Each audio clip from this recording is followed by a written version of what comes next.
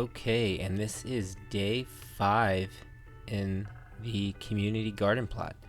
Um, I attempted to use my electrical weed whacker, but it was out of the string that is needed to make it actually work.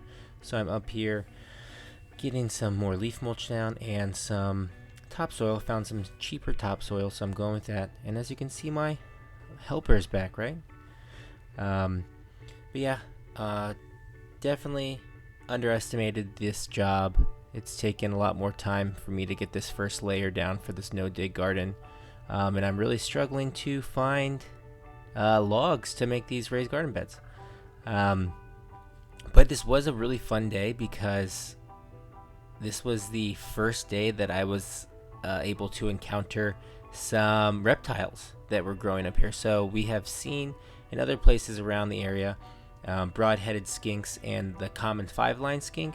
They are pretty common in Virginia and wooded areas where it's moist. But yeah, I actually got to see one. It was in a bag, in an old mulch bag. So I was reading online how someone said they left a mulch bag from last season, and there was actually snake eggs in it. And I was like, oh shoot, here's some mulch bags from last season.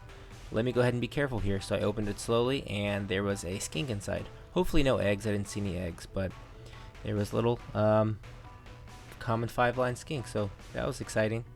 And then we threw a few more logs in here and actually found some in the logs as well. And what's cool about skinks is when they get scared, their tail can fall off and actually regenerate. So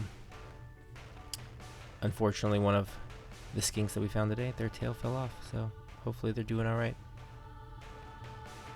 And also, we're really hoping to work with the wildlife in the garden this season and not chase it all away and make it devoid of life. So we will see how that goes.